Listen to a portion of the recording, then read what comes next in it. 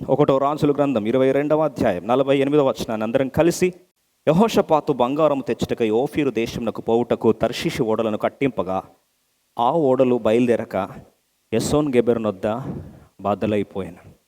చాలండి. ఎస్సోన్ గెబెరు అనుభూతి, ఎస్సోన్ గెబెరు అనుభూతి, ఎస్సోన్ గెబెరు అనుభూతి అనే అంశాన్ని మనం గత వారము ఆరంభించాం. మన ఆత్మీయ జీవితాల్లో దేవుడు ఒక్కొక్క ప్రాంతంలో ఒక్కొక్క రీతిగా మన జీవితంలో పరీక్షించాలని ఆశపడుతూ ఉంటాడు. ఒక్కొక్క ప్రాంతంలో ఒక్కొక్క ఉద్దేశాన్ని దేవుడు మన జీవితంలో సఫలీకృతం చేయాలని ఆశపడుతుంటాడు. మనందరికీ గత వారము పరిచయమైన రీతిగా ఎస్సోన్ గెబెరు, మళ్ళీ ఒకసారి నా వెనకాల పలుకుతారండి. ఎస్సోన్ గెబెరు, ఎస్సోన్ గెబెరు, ఎస్సోన్ గెబెరు అనే అనుభూతి దేవుడు మన జీవితంలో ఎందుకు ప్రాముఖ్యమైనది అని జ్ఞాపకం చేస్తున్నాడో ఈరోజు కొన్ని సత్యాలను మనము పరిగెరకడానికి ప్రయత్నిస్తాం. ఎస్సోన్ గెబెరు అనే ప్రాంతం యొక్క అర్థం ఏంటి?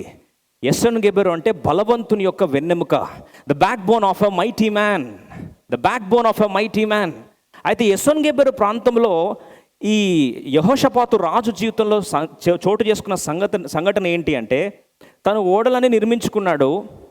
ఆ ఓడలన్నీ నిర్మించుకొని అవి బయలుదేరుతున్న సందర్భం అది. అయితే విషాదం ఏంటంటే, ఓఫీర్ దేశానికి వెళ్ళి బంగారం తెచ్చుకోవాలని చెప్పి అన్ని ప్రయత్నాలు చేశాడు. కానీ ఆ ఓడలు బయలుదేరక ఎస్సోన్ గెబెరు నొద్ద బద్దలై పోయాను. ఆ ప్రాంతంలో బద్దలైపోయాయి. యెహోషాపాతు జీవితంలో తను చేసిన ఈ ప్రయత్నం అంతా కుప్పగూలిపోగా, అదే ఎస్సోన్ గెబెరులో రాజైన సొలొమోను జీవితంలో జరిగిన విజయ రహస్యాన్ని మనం చూస్తాం. ఒకటో రాజుల గ్రంథం 9వ అధ్యాయం 26 నుండి 28 వచనాలు కలిసి చదువుకుందాం. 1 Kings chapter 9, reading versus 26 to 28. 26 నుండి 28 వచనాలు. 1 Kings chapter 9 verse 26 to 28. All of us together please. మరియు రాజైన సొలొమోను ఎదోము దేశము ఎర్ర సముద్రం తీరమందున ఎలాతు దగ్గర ఎస్సోన్ గెబెరు నందు ఓడలను కట్టించెను. 27. సొలొమోను సేవకులతో కూడా హీరాము సముద్ర ప్రయాణము చేయనెరిగిన ఓడవారైన తన దాసులను ఓడల మీద పంపెను. 28. వారు ఓఫీరు అను స్థలమునకు పోయి అచ్చట నుండి 840 మనుగుల బంగారమును రాజైన సొలొమోను నొద్దకు తీసుకొని వచ్చిరి. 800 మనుగులు 420 420 టాలెంట్స్ అంటే సుమారు దాన్ని లెక్క వేస్తే 16 టన్నుల ఓఫీరు బంగారం, 16 tons ఆఫ్ గోల్డ్ ఆఫ్ ఓఫీర్. ఒకసారి ఆలోచిస్తే గుండె పగిలిపోతుంది కదండి. తుల బంగారం కొరకు ప్రస్తుత పరిస్థితులు ప్రైస్లు ఎలా ఉన్నాయో మనకు తెలుసు. అట్లాంటిది 16 టన్నుల బంగారాన్ని ఈ సొలొమోను తయారు చేసుకున్న ఓడలు సంతోషంగా సుభిక్షంగా ఓఫీర్ దాకా వెళ్ళాయి, బంగారాన్ని నింపుకున్నాయి, తిరిగి ఎస్సోన్ గెబెరు ప్రాంతానికి వచ్చాయి. సఫలీకృతంగా వారి యొక్క ప్రయత్నాన్ని దేవుడు ముద్రేశాడు. ఈరోజు ప్రశ్న ఏంటంటే, యెహోషాపాతు ఓడలు బద్దలవ్వడానికి, సొలొమోను ఓడలు సురక్షితంగా విజయవంతంగా తిరిగి రావడానికి సీక్రెట్ ఏంటి? ఈరోజు ప్రాముఖ్యమైన ఒక సీక్రెట్ మాత్రం చూద్దాం. బహుశా ఈరోజు నీ ప్రయత్నాలు ఒకవేళ ఈరోజు యెహోషాపాతులాగా ఓడిపోతున్నావా, లేదా సొలొమోనులాగా సఫలీకృతం అవుతున్నావా? కారణం ఏంటి అనేది మనము పరీక్షించడానికి ఈరోజు ఒక ప్రాముఖ్యమైన సత్యాన్ని మనము పరిగెరడానికి ప్రయత్నిస్తాం. అసలు ఓడలు బద్దలు అవ్వడానికి ఏం సంభవించింది ఇక్కడ?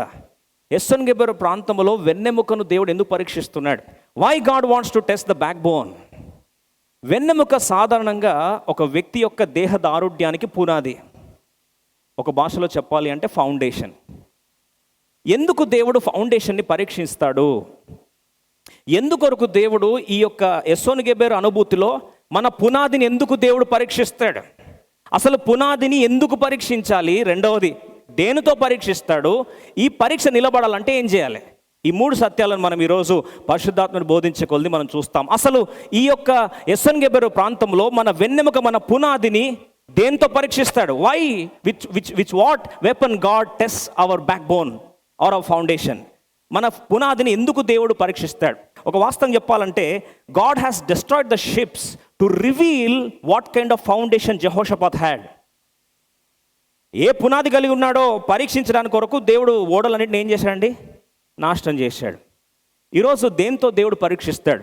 రండి, బైబిల్లో ఒక ప్రాముఖ్యమైన సత్యాన్ని మనం చూడడానికి ముందుకెళ్దాం. కీర్తనలు 48:7 కలిసి చదువుకుందాం. 48వ కీర్తన 7 త్వరితంగా 7 తలంపులు మీ ముందు పరిచయం చేస్తాను. 7 important profound areas of God's weapon. దేవుడు వాడే ఈ యొక్క సాధనాన్ని 7 ప్రాంతాల్లో ఎక్కడెక్కడ పరీక్షిస్తాడో త్వరితంగా క్లుప్తంగా మీ ముందు పరిచయం చేయాలని ఆశపడుతుంది. 48వ కీర్తన 7 తూర్పు గాలిని 48:7 ఆఫ్ సామ్. తూర్పు గాలిని లేపి తర్షీషు ఓడలను నీవు పగలగొట్టుచున్నావు. చాలండి. తర్షీషు ఓడలను పగలగొట్టడానికి దేవుడు వాడిన పనిముట్టు ఏందండి? ఆయుధం ఏది? గట్టి చెప్పండి. తూర్పు గాలి, ఈస్ట్ విండ్. దయచేసి మర్చిపోదు ఈ పదాన్ని. తూర్పు గాలి. తూర్పు గాలి ఏం చేస్తుంది? బైబిల్లో తూర్పు గాలి చాలా ప్రభావాలు చూపించినప్పటికీ దేవుడు పునాదిని పరీక్షించడానికి కొరకు 7 ప్రాంతాల్లో తూర్పు గాలిని అనుమతిస్తాడు. మన జీవితంలో ఎక్కడ అనుమతిస్తున్నాడో ఒక్కసారి మనం చూసడానికి 7 ప్రాంతాలు మీ ముందు పరిచయం చేస్తాను.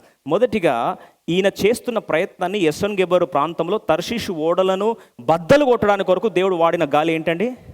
తూర్పు గాలి. తూర్పు గాలి నీ ప్రయత్నాలను, నీ యొక్క పునాదిని, నీ ఫౌండేషన్ని ఎందుకు దేవుడు పరీక్షించాలి? చాలాసార్లు అర్థం చేసుకున్నట్లయితే ఆత్మీయ జీవితమే కాదు, మానసికమైన, భౌతికమైన, కుటుంబపరమైన, సంఘపరమైన జీవితాన్ని పునాది చాలా ప్రాముఖ్యమైనది. Foundation is fundamental. Foundation is pivotal. If a building has to be stable, we are supposed to be focusing upon the foundation. పునాది చాలా ప్రాముఖ్యమైనది. అందుకొరకే దేవుడు కొండ మీద అద్భుతమైన ప్రసంగం చేశాడు. బీటిట్యూడ్స్ అంటాం, బియాటిట్యూడ్స్ అని. కొండ మీద ప్రసంగంలో ధన్యులు ఎవరని చెప్పి సుభిక్షమైన లిస్ట్ అంతా దేవుడు ప్రకటిస్తూ వచ్చాడు. ఆ కొండ మీద ప్రసంగం గొప్ప గొప్ప వీరులు, ఇంకో మాటలో దేశ నాయకుల్ని పుట్టించింది. గాంధీ గారి యొక్క ఇన్స్పిరేషన్ ఏదంటే యేసుప్రభువు వారు కొండ మీద చేసిన ప్రసంగం. అయితే ఆ కొండ మీద ప్రసంగం చర్మానికానికి వచ్చిన ముగింపుకు వచ్చినప్పుడు యేసుక్రీస్తు ప్రభువు వారు ఒక ప్రాముఖ్యమైన సత్యాన్ని విశ్వాసులకు ప్రకటించాడు. విశ్వాసులకు ప్రకటించి ఆ యొక్క వర్తమానాన్ని ముగించాడు. మత్తయి సువార్త 7వ అధ్యాయం 24-25 కలిసి చదువుదాం. అలాగే 26-27 కూడా ఉన్నాయి.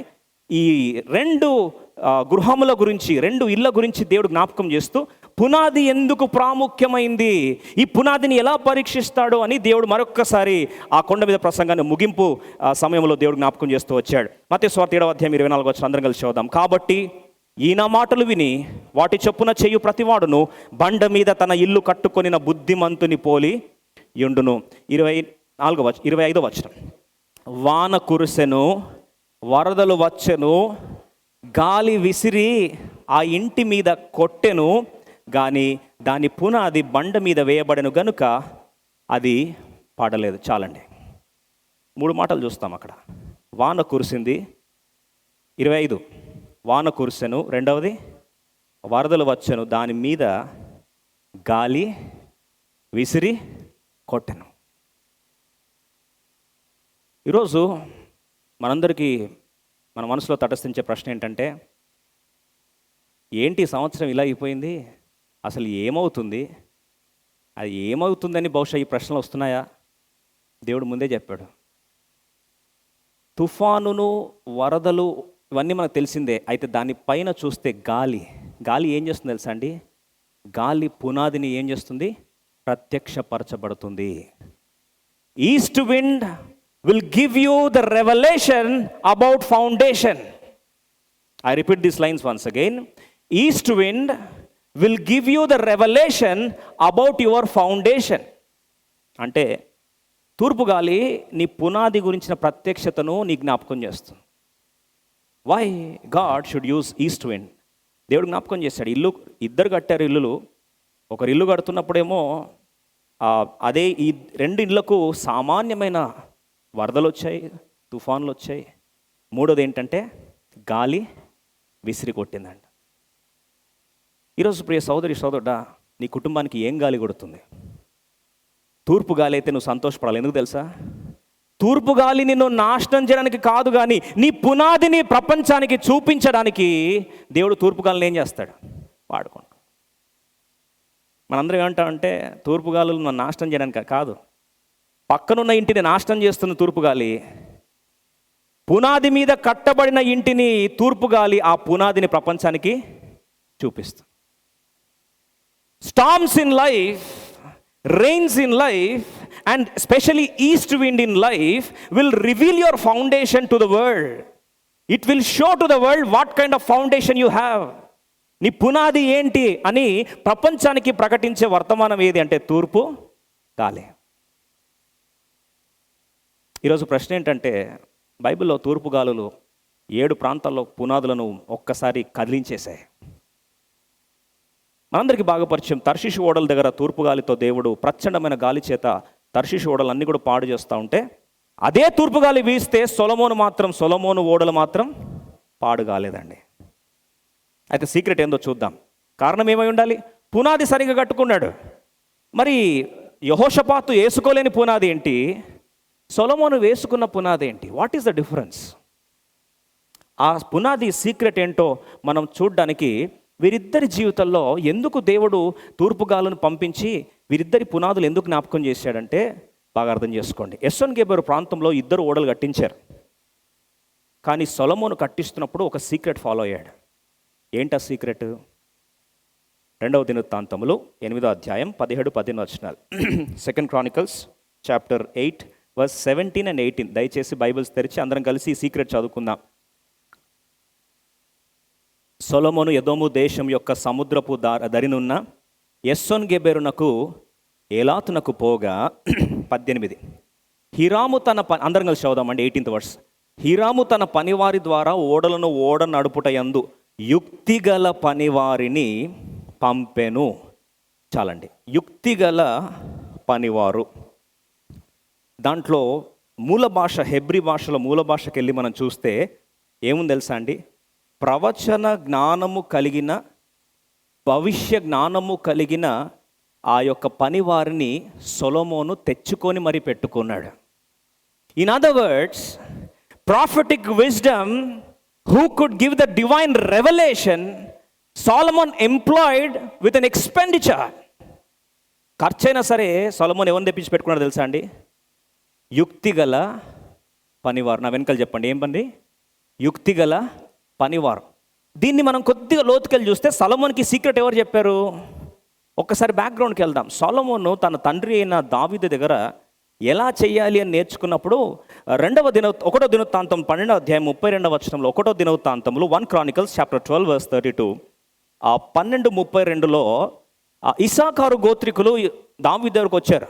అయితే దావీదు వెంటనే వారిని చేర్చుకోవడం గల కారణం ఏంటి అంటే, ఇస్సాకారీలలో సమయోచిత జ్ఞానము కలిగి ఇశ్రాయేలీయులు చేయతగినదేదో దానిని ఎరిగి ఉన్న అధిపతులు 200. ఈ 200 ఇస్సాకారు గోత్రపు అధిపతులను ఎందుకు తెచ్చి పెట్టుకున్నాడంటే 2 మాటలకు రాస్తున్నాయి.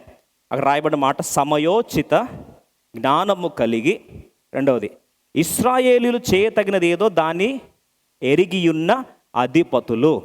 ఇంకో మాటలో బుద్ధి జ్ఞానముల సర్వ సంపదలు గుప్తమై ఉన్న వారిని తెచ్చి పెట్టుకొని ఈ పునాది మీద ఓడలు కట్టడం స్టార్ట్ చేశాడు. మరి దీని ఆత్మీయ అర్థం ఏంటి? కొలస్సీ 2వ అధ్యాయము 3వ వచనం ఒక్కసారి కలిసి చదువుదాం. Colossians chapter 2 verse 3 will read all together.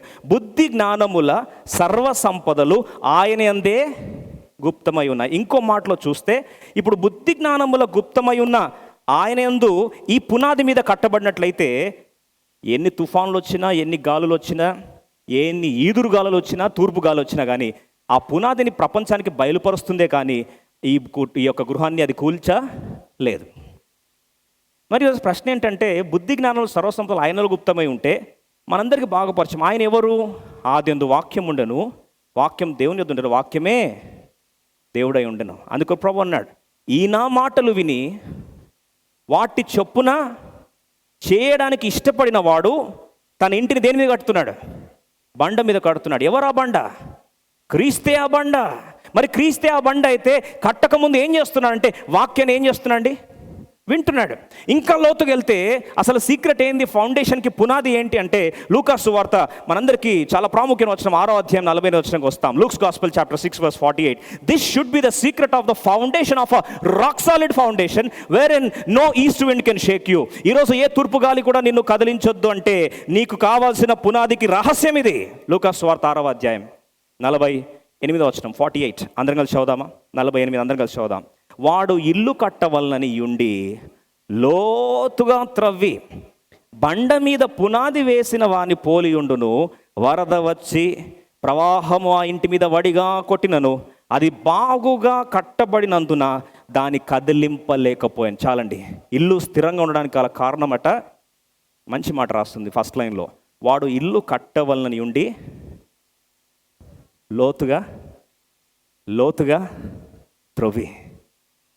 వాక్యాన్ని పైన చదవడం కాకుండా వాక్యాన్ని లోతుగా త్రవ్వి అనుభూతిలోకి వెళ్ళి ఆ విన్న వాక్యానికి తూచా తప్పకుండా విధే చూపిస్తూ మన జీవితాలు కట్టడానికి ఇష్టపడితే ఈ కట్టబడిన ఇంటికి ఏ తుఫాను కూడా కూల్చలేదండి.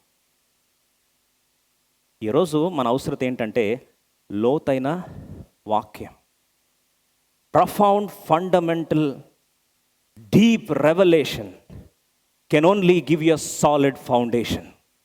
సరైన పునాది కావాలంటే సరైన లోతైన వాక్యం కావాలి. సమరయ స్త్రీ, యోహాను సువార్త 4వ అధ్యాయం 11వ వచనం చదవండి. Johne's gospel chapter 4:11. సమరయ స్త్రీ ఎందుకొరకు ఆ బావి దగ్గరకు వచ్చిందంటే తను ఒక అద్భుతమైన సత్యాన్ని గ్రహించింది. అప్పుడు ఆ స్త్రీ, అయ్యా ఈ బావి లోతైనది. మళ్ళొకసారి చదువుదామా అందరం కలిసి? 11వ వచనం. అప్పుడు ఆ స్త్రీ, అయ్యా ఈ బావి లోతైనది, చేదుకొనుటకు నీకేమీ లేదే, ఆ జీవజలం ఎలాగూ నీకు దొరుకును. బాగా అర్థం చేసుకోండి. జీవజలము దొరకాలి అంటే, సరైన శుద్ధ జలము, స్వచ్ఛమైన శుద్ధమైన జలము నీకు దొరకాలి అంటే, సరిగా విభజించబడిన వాక్యము నీకు కావాలి అంటే, అక్కడ ఏమని రాస్తుందండి? ఈ బావి లోతైనది. ఆ ఇల్లు కట్టడానికి కొరకు ఇష్టపడినోడు, దృఢంగా పునాది వేయాలని ఆశపడినోడు ఏం చేస్తున్నట్ట? లోతుగా తవ్వడానికి ఇష్టపడ్డాడు. ఈరోజు ఒక ప్రశ్న అడగాలని ఆశపడతా ఉన్నాను. ఒక కూలిపోయే ఇంటికే లేదా కొన్ని రోజుల నుండి ఇంటికే పునాది అంత ప్రాముఖ్యమైతే, మరి నీ ఆత్మీయ జీవితం, నీ కుటుంబ జీవితం, నీ సంఘ జీవితము, మరి లోతుగా దొరికే వాక్యము కొరకు నువ్వు ప్రయాసపడడాన్ని మరి దేవుడు దాన్ని హర్షించడా? ఈరోజు నీ ఆత్మీయ జీవితము ఒక కట్టబడిన ఇంటి కంటే చీపా? కొంతమంది అంటారు, ఏం బాగోలేండి అంత లోతుగా వాక్యం కొరకు, లేదా పైన టైంపాస్ కొరకు పైన వాక్యం చదివేసి ఒక పిట్ట కథ, ఒక 2 వాక్యాలు వచనం చదువుకొని ఆమెన్ ప్రభా నాకు ఆత్రం నీకు స్తోత్రం అంటే అయిపోయేదని. అలా చేయాలనుకుంటే సమరయ స్త్రీకి జీవజల నది ప్రదాత అయిన యేసు ప్రభు దొరికేవాడు కాదండి. ఈరోజు ప్రశ్న ఏంటంటే, ఆ ప్రాపర్ ఫౌండేషన్ ఖచ్చితంగా తూర్పు గాలులు ఒకరోజు దేవుడు అనుమతిస్తాడు. ఆ తూర్పు గాలులు నేనేం చేస్తాయో తెలుసా? నీ పునాదిని బయట చూపిస్తుంది. అయితే ఈరోజు నీ జీవితంలో ఏ తూర్పు గాలిని దేవుడు అనుమతించాడో తెలియదు. అయితే 7 తూర్పు గాలులు 7 ప్రాంతాల్లో ప్రభావితం చేస్తూ పునాదులు బయటకు తీసిన ఈ సంఘటనను మీ ముందు జ్ఞాపకం చేసి ఈరోజు ముగించాలని ఆశపడుతున్నాం. మొదటిగా, తూర్పు గాలులు ఎస్సోన్గెబెరు ప్రాంతంలో పునాదిని గమనిస్తూ ఆ ఓడలన్నిటిని ఏం చేసిందండి? పాడు చేసింది. అదే ప్రాంతంలో ఈ యొక్క సొలొమోను ఓడలు ఏమైనాయండి? ఈ తూర్పు గాలికి తట్టుకుంది. రెండవదిగా చూస్తాం ఇప్పుడు తూర్పు గాలుల యొక్క ప్రభావాన్ని 2వ ప్రాంగణంలో కూడా చూస్తాం. యెహెజ్కేలు గ్రంథం 17వ అధ్యాయం 10వ వచనం. The impact of east wind on the second zone. 2వ ప్రాముఖ్యమైన ప్రాంతానికి వస్తాం. యెహెజ్కేలు గ్రంథము 17వ అధ్యాయము 10వ వచనం. తూర్పు గాలులను దేవుడు పంపించి ఈ ప్రాంతంలో కూడా పరీక్షిస్తాడు. జాగ్రత్త. ఎందుకొరకు దేవుడు ఇవన్నీ మరొకసారి గుర్తు చేస్తున్నా అంటే, మనం నష్టపోవద్దని. తూర్పు గాలులు మన పునాదిని బయటకు తీసుకురావాలి, కానీ మనల్ని కూల్చకూడదు. కూల్చకుండా ఉండాలి అంటే ఎలా కాపాడుకోవాలో దాని కొరకే లోతైన వాక్యం కావాలి. యెహెజ్కేలు గ్రంథం 17వ అధ్యాయం 10వ వచనం అందరం కలిసి చదువుదాం. అది నాటబడినను వృద్ధి పొందునా, తూర్పు గాలి దాని మీద విసరగా అది బొత్తిగా ఎండిపోవును. అది నాటబడిన పాదిలోనే ఎండిపోవును. రెండవది, తూర్పు గాలి ఏ ప్రాంతంలో కొడుతుంది అంటే నాటబడిన పంట. ఈ పంట మీద ఎందుకొరకు తూర్పు గాలి వేస్తున్నాడు అంటే, ఈ నాటబడినది సరైన రీతిలో నాటబడిందా లేదా అని వృద్ధి పొందునా క్వశ్చన్ వేశాడు. Will it flourish? Will the crops give the proper harvest? అప్పుడు జవాబిస్తున్నాడు. ఎందుకు ఇవ్వదు అంటే, తూర్పు గాలి దాని మీద విసరగా అది బొత్తిగా ఎండిపోయింది. ఈరోజు తూర్పు గాలులు దేవుడు ఎన్ని రకాలుగా అనుమతిస్తున్నాడు మన జీవితంలో ఒకసారి ఆలోచించండి. ఒకటి పెట్టుబడుల మీద, రెండవది మన ఈ యొక్క పంట మీద, క్రాప్స్ మీద, పంటలు అంటే వేరే ప్రాంతంలో మన ప్రయత్నాల మీద, మనం నాటుతున్న దాని మీద, కొన్నిసార్లు వాక్యము విత్తబడిన ప్రాంతంలో కూడా తూర్పుగాలి దేవుడు పంపిస్తాడు. అది నిజమైన వాక్యం అయితే తూర్పుగాలికి ఏం చేస్తుంది? అది తట్టుకుంటుంది. ఆ షేకింగ్ ప్రాసెస్లో పునాది బయటకు వస్తుంది. అందుకొరకు అపోస్తుల పునాదిని ఎవరు కూడా కూల్చలేకపోయారండి. ప్రపంచంలో ఏ శక్తి కూడా కూల్చలేకపోయింది. శిష్యుల యొక్క స్థిర నిశ్చయాన్ని ఎవరు కూడా ఆపలేకపోయారు. No force in this world could shake them because their foundation is perfectly laid in the deep revolution of the inspiration of God. మూడోదిగా చూస్తే ఈ తూర్పు గాలులు ప్రభావితం చేసే మూడో ప్రాంతం హోషేయ గ్రంథం 13వ అధ్యాయం 15వ వచనం. Hosea chapter 13 verse 15. Hosea chapter 13 verse 15.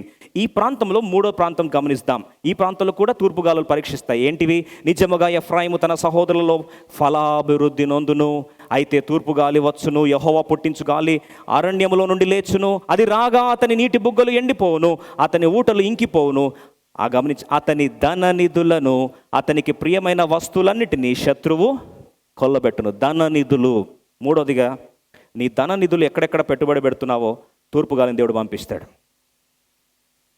ధనం లేని వారికి ఈ వాక్యం వర్తించదు అనుకుంటే పొరపాటు. ఎందుకంటే మనకున్న ఏదైనా సరే పెట్టుబడి ఎక్కడో దగ్గర పెట్టే ఉంటా. Be careful. If it is not properly invested based on the scriptures, east wind will shatter it. తూర్పుగాలి ఏం చేస్తుంది? దాన్ని పేక మెడల్లా కూలగొట్టేస్తుంది. ధన నిధుల మీద మూడో ప్రాంతంలో దాడి చేస్తుంది. తూర్పుగాలి నీ పునాదిని పరీక్షిస్తాడు. నాలుగోదిగా చూస్తాం, నిర్గమకాండం 14వ అధ్యాయం 21వ వచనం. మనందరికీ సుపరిచితమే. ఇశ్రాయేల్ ప్రజలు ఐగుప్తు దేశాన్ని విడిచి ఇప్పుడు ఒక్కసారి అతి భయంకరమైన శ్రమ వారి జీవితంలోకి వచ్చింది. ఏంటంటే ముందు ఎర్ర సముద్రం, వెనకల ఫరో సైన్యం. అదే బాగా గమనించండి, ఎర్ర సముద్రము, ఫరో సైన్యం. అయితే ఇక్కడ తూర్పుగాలి వారి పునాదిని ఇలా పరీక్షించింది చూడండి. ఒకసారి నిర్గమకాండం 14వ అధ్యాయం 21వ వచనం 21 అందరం కలిసి చదువుదాం. మోషే సముద్రము వైపు తన చెయ్యి చాపగా యెహోవా ఆ రాత్రి అంతయు బలమైన తూర్పుగాలి చేత సముద్రమును తొలగించి దానిని ఆరిన నేలగా చేశాను. ఒక అద్భుతమైన సత్యం చెప్పి ముందుకెళ్ళి ఆశపడుతున్నా. నీ జీవితం ఎర్ర సముద్రం లాంటి పరిస్థితులు ఉన్నావా? ఎర్ర సముద్రం అంటే ముందుకు పోలేరు, వెనుకలు రాలేరు, ఇరుక్కపోయినాం అంటారు కదా. అట్లా అనిపించింది ఎప్పుడన్నా? ఇరుక్కపోయినా అక్కడ, అటు ఇటు కాకుండా అయిపోయింది నా పరిస్థితి. సంతోషించాల్సింది ఏం తెలుసా అండి? అటు ఇటు కాని పరిస్థితుల్లో నేను ముందుకు తీసుకెళ్ళేది ఏది? మనకు అర్థమయ్యే భాషలో అటు ఇటు కాని పరిస్థితుల్లో నేను ముందుకు తీసుకెళ్ళేది ఏదంటే తూర్పు గాలి. తూర్పు గాలి నేను నాశనం చేయడానికి కాదు. తూర్పు గాలి నీ పునాదిని ఏం చేస్తుంది? ప్రత్యక్షపరచబడుతుంది. అంటే ఈ తూర్పు గాలి ఏం చేసిందంటే ఐగుప్తీయులకు అలాగే ఇశ్రాయేల్ ప్రజలకు ఏం చేసింది? మధ్యలో వారిని వేరు చేసే గాలి. Always understand, when you are stuck in a helpless situation, you don't know where to go, always understand God allows east wind so that he would show the revolution of your foundation. That will be a demarcation. అన్యులకు, మనకు, విశ్వాసేతరులకు, విశ్వాసులకు, విశ్వాసంలో స్థిర పునాది ఉన్న వారికి, స్థిర పునాది లేని వారిని చీల్చేది, వేరు చేసేది ఏదండి? తూర్పుగాలి. ఎర్ర సముద్రం లాంటి పరిస్థితుల్లో నువ్వు సంతోషించాలి. ఎందుకంటే దేవుడు ఒక తూర్పు గాలిని పంపిస్తాడు. ఇంకా ముందుకెళ్దాం రండి. ఐదోదిగా చూస్తాం, ఇర్మియా గ్రంథము 18వ అధ్యాయం 17వ వచనం. Jeremiah chapter 18 verse 17. Jeremiah chapter 18 verse 17. ఏంది ఇన్ని పాయింట్లు అనుకొని ఫీల్ అవ్వద్దు దయచేసి.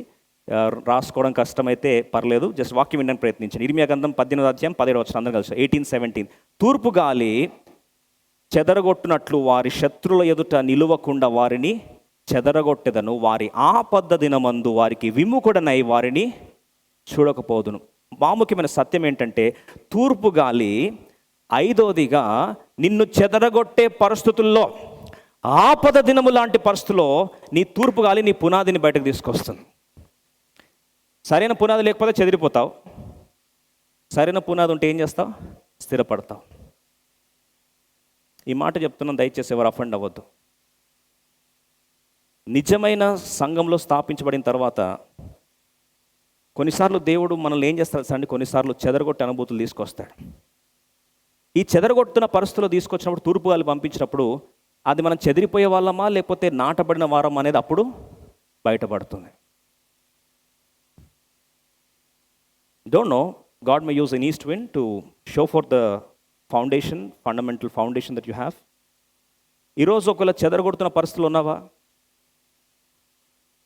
చెదరగొట్టబడుతున్న దానికి నువ్వు వెళ్ళిపోతున్న పొట్టులాగా ఒట్టుకపోతున్నట్టు అంటే అర్థం ఏంటి తెలుసా? You don't have proper foundation. ఇప్పుడు ఆరోదిగా చూస్తాం యోనా గ్రంథము 4వ అధ్యాయం 8వ వచనం. Zona chapter 4 verse 8. ఆరోదిగా చూస్తాం యోనా గ్రంథము 4వ అధ్యాయం 8వ వచనం. అందరం కలిసి ఈ 6వ సత్యాన్ని చదువుకుందాం. మరియు ఎండ కాయగా దేవుడు వేడిమి గల తూర్పు గాలిని రప్పించెను. యోనా తలకు ఎండ దెబ్బ తగలగా అతడు సొమ్మసిల్లి బ్రతుకుట కంటే చచ్చుట నాకు మేలు అనుకోనాను. ఇలాంటి ఫీలింగ్ వచ్చిందా? ఎస్, శబ్దం వస్తుంది అక్కడ నుంచి. ఎస్, బతకడం కంటే చచ్చిపోవడం బెటర్ అనే ఫీలింగ్ వచ్చి ఉంటే దేవుడు దేన్ని వాడుకున్నాడు తెలుసా? ఆ సంఘటన నేను ఈ జీవితం లేదు. తూర్పు గాలి ఎందుకు వస్తుంది? తూర్పు గాలి యోనాన్ని చంపడానికి కాదు. యోనాన్ని చంపడానికి ఒక తూర్పు గాలి పంపట్లేదు దేవుడు. దేవుడు తూర్పు గాలిని పంపించింది యోనా ఏ పునాది మీద ఉన్నాడు అనేది పరీక్షించి తన పునాదిని బయట ప్రత్యక్షపరచబడడానికి దేవుడు తూర్పు గాలిని ఏం చేశాడు? పంపించాడు. Fainting experiences. ఎందుకంటే ఇలా నేను ధైర్యంగా నిలబడాల్సిన నా జీవితంలో స్పృహ తప్పిపోయే పరిస్థితి వస్తుంది. దెబ్బకు తగలగా సొమ్మసిల్లిపోయే పరిస్థితి. సొమ్మసిల్లిపోయావా ప్రియ సహోదరి సహోదరుడా? Have you fainted? దేవుడు ఏదైనా తూర్పుగాలిని వాడుకున్నాడా? అది సొమ్మసిల్ల చేసి నేను చంపడానికో నేను నాశనం చేయడం కాదు, నీ పునాదిని జ్ఞాపకం చేయడానికి. God wants to show fourth once again what kind of foundation you have. ఆఖరిగా 7వ చూసుకొని మనము ముగించుకుందాం. ఎహెజ్కేలు గ్రంథము 27వ అధ్యాయము 26వ వచనం. Ezekiel chapter 27 verse 26. ఆఖరి ప్రాంగణం, తూర్పు గాలిని దేవుడు వాడే ఆఖరి ప్రాంగణం. ఎహెజ్కేలు గ్రంథము 27వ అధ్యాయము 26వ వచనాన్ని అందరము కలిసి చదువుకుందాం. నీ కొలలు వేయువారు మహాసముద్రములోనికి నిన్ను త్రోయగా తూర్పు గాలి సముద్ర మధ్యమందు నిన్ను బద్దలు చేయను. చాలండి. ఇక్కడ చూస్తే 2 పదాలు మనం చూస్తాం. వీరు ఓడలు తయారు చేసుకొని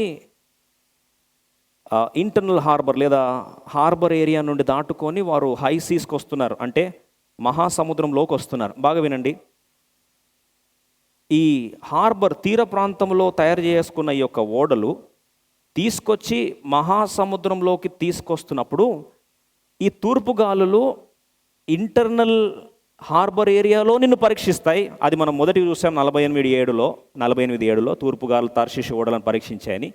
ఆ పరీక్ష కానీ నిలదొక్కుంటే, అంటే చిన్న చిన్న పరీక్షలు నీ జీవితంలో, ఇంటర్నల్ పరీక్షలు దేవుడిని జీవితం అనుమతిస్తున్నప్పుడు దాన్ని కానీ నువ్వు తట్టుకోగలిగితే, ఆ ఫౌండేషన్ స్ట్రాంగ్ ఉంటే, అప్పుడు నువ్వు తిరిగి తీసుకొచ్చి మహాసముద్రంలో వేసినప్పుడు నీ కొలలు వేయువారు నేను తీసుకొచ్చి మహాసముద్రంలో తీసుకొచ్చి వేస్తే కూడా ఈ తూర్పు గాలికి నీకు ఎటువంటి ప్రభావము ఉండదు.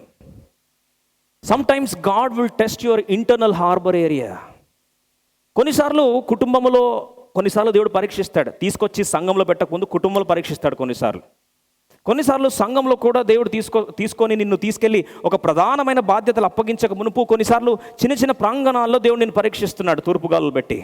దానికే నువ్వు నిరుత్సాహపడి వెళ్ళిపోతే ఇంకా మహాసముద్రం ఈదేది ఎప్పుడు? చిన్న బాధ్యత ఇస్తేనే నువ్వు జారుకుంటే, చిన్న ఈ యొక్క తీరంలో ఉన్న ఆ యొక్క తూర్పుగానే నువ్వు తట్టుకోకుండా ఓడ బద్దలైతే మహాసముద్రంలో ఈదేది ఎప్పుడు? ఇంకా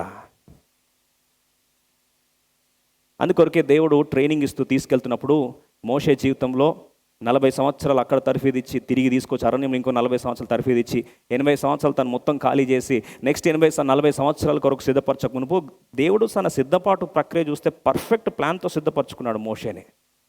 తన జీవితంలో అనుభవించిన ఒక్కొక్క పరీక్ష ఏది కూడా వ్యర్థం కాలేదు. Not even a single experience got wasted. అరణ్యంలో ఆ ప్రాంతమంతా సీనాయి పర్వతంలో పిచ్చోడ్లాగా తిరుగుతున్నాడని బహుశా కొంతమంది కామెంట్ చేయొచ్చు.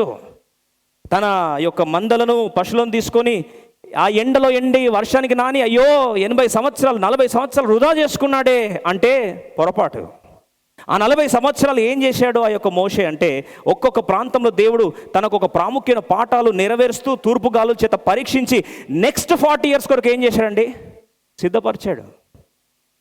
2020 సంవత్సరం 2020 వేస్ట్ అయిందని చాలామంది బహుశా మాట్లాడుతున్నారు. ఇక్కడ దేవుడు బోధిస్తున్న సత్యం ఏంటంటే, ఈ 2020లో దేవుడు మనల్ని పరీక్షించిన దేని కొరకు అంటే 2021 పెద్ద పెద్ద పరీక్షలు కూడా రాబోతున్నాయి. ఈ పరీక్షలు ఏదో మనల్ని ముంచేయడానికో ఈ తూర్పుగాలు మనల్ని నాశనం చేయడం కాదు. ఈ తూర్పు గాలులే మన పునాదిని ఏం చేస్తుంది? బయటకు చూపిస్తుంది. ప్రియమిత్రమా, ఈరోజు ముగించక మునుపు ఈ యొక్క ప్రాముఖ్యమైన ఆలోచన పరిశుద్ధాత్ముడు మనందరితో మాట్లాడుగాక. మన పునాది ఎలా కట్టుకున్నాం? What kind of foundation do we have? నిజమైన పునాది ఉంటే దేవుడు అన్నాడు కదా, మీ సంతోషం ఎవడు కూడా దొంగలించడానికి వీలు లేదు, దొంగలించలేడు. Nobody can snatch your joy. ఈరోజు అటువంటి స్థిర పునాది మీద కట్టబడాలని ఆశ ఉంటే, ఈరోజు తిరిగి వాక్యము, సరైన వాక్యము చేత తిరిగి కట్టబడి విన్న వాక్యము ప్రకారము విధే చూపించి లోతుగా తవ్వడానికి ఇష్టపడితే, మన తెడ్లను లోతులకు వేయడానికి ఇష్టపడినట్లయితే విస్తారమైన ఆ యొక్క ఫలితమును ఏ విధంగా అయితే సొలొమోను పొందాడో, తన సొలొమోను జీవితంలో వెళ్ళి 16 టన్నుల ఓఫీరు సువర్ణాన్ని మోసుకొని వచ్చే ఆ యొక్క ఓడల వంటి అనుభూతిగా దేవుడు మన జీవితం మార్చబడాలని ఆశ ఉందా? ఈరోజు అలా ఆశ ఉన్నట్లయితే, ప్రభువా నా పునాది ఈరోజు మరొకసారి నాకు జ్ఞాపకం చేస్తున్నా. ఈ రోజైనా సరే లోతుగా పునాది వేయబడాలని ఆశపడుతున్నాను. అపోస్తుల బోధ ద్వారా కట్టబడాలని ఆశపడుతున్నాను. సరైన స్థిరమైన వాక్యం పునాది వేయబడాలని ఆశపడుతున్నాను.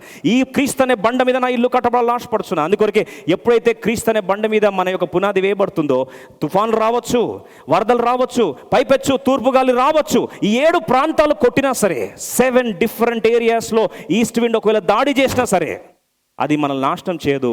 కేవలం మన పునాదిని ఏం చేస్తుంది? బయటకి తీసుకొస్తుంది. ఒకసారి ఆలోచిస్తే, ఈ సంవత్సరం మనందరినీ కుదిపేసిన తూర్పుగాలి ఏదండి? కోవిడ్-19. ముగించకముందు ప్రశ్న అడిగేసి ముగించేస్తున్నాను.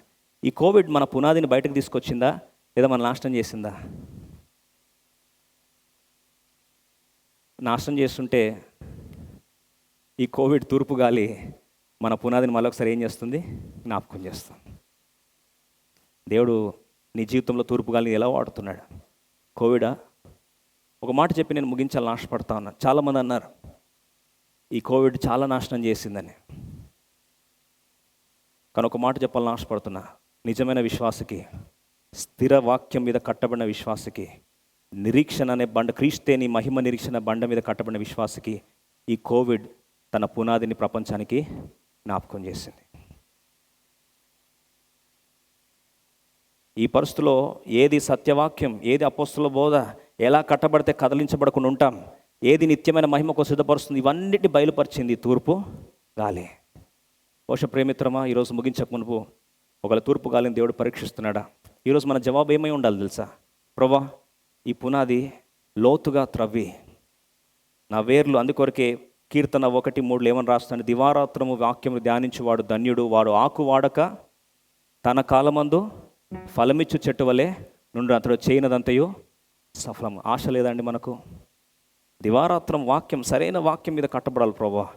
అట్టి ఆశ నాకుంది. ఈ రోజు నుంచైనా నా ఇల్లు, నా కుటుంబం, నా ఆత్మీయ జీవితం ఈరోజు స్థిరమైన పునాది మీద కట్టబడి, ఏ విధంగా అయితే సొలొమోను ప్రవచన జ్ఞానము కలిగిన ఆ యొక్క యుక్తి గల ఆ నేర్పరి వారిని ఎలా అయితే పునాదిగా వేసుకున్నాడో, ఆయన ఓడలు సువర్ణాన్ని 16 టన్నుల ఓఫీరు సువర్ణాన్ని తీసుకొచ్చింది.